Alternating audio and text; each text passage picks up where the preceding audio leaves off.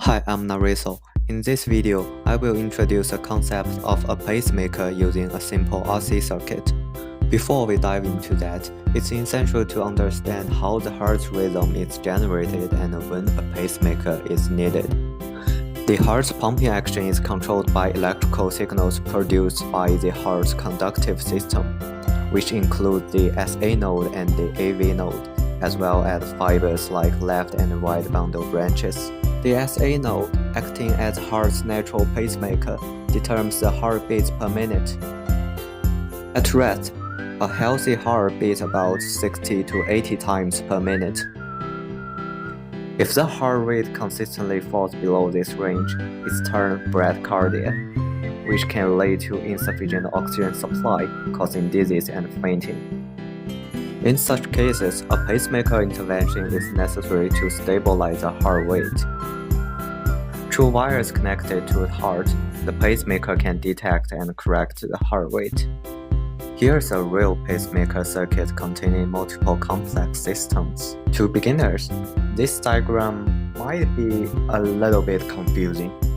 Thus, we have transformed it into a simple RC circuit.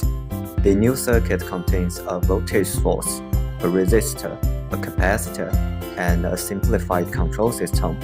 This circuit is able to generate periodic electrical impulses. Before we develop the analytical expressions, let's develop a feel of how that circuit works.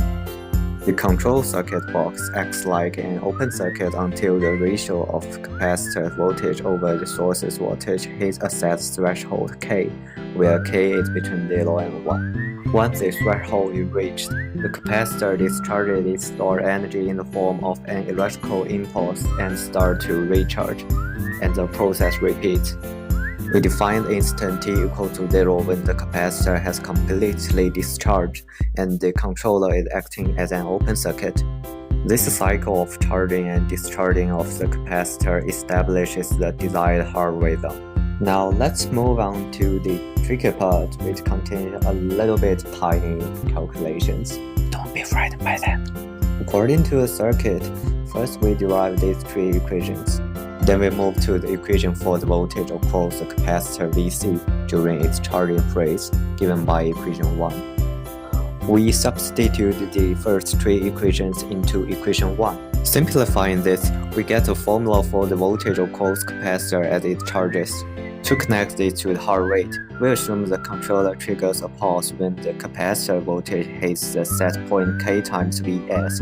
This leads us to the following equation. Simplifying this by cancelling Vs, we derive this equation. We rearrange it and take the natural logarithm on both sides. After that, isolate t, where t represents the time period it takes for the capacitor to charge to the set voltage level. In order to find the resulting heart rate, we need to find how many time period it happens in 1 minute. The value calculated is the resulting heart rate. Thus, we find the expression for the resulting heart rate in beats per minute. This can be used to calculate any one of the four parameters if the other three are known. We can also derive equations of the resistance, capacitance, and the ratio K from the heart rate expression. Let's try to solve a related problem with these expressions. We aim for a heart rate of 75 beats per minute, given a 300 kilo-ohm resistor and a 2.5 mF capacitor. The challenge here is to figure out the correct programming for the controller. On the other hand, what value of K will give us our target heart rate? By substituting the resistance and capacitance to the derived equation for K, we find K equals to 65%. This represents when the voltage of the capacitor reaches 65% of the voltage of the source. This circuit will result in a heart rate of 75 beats per minute.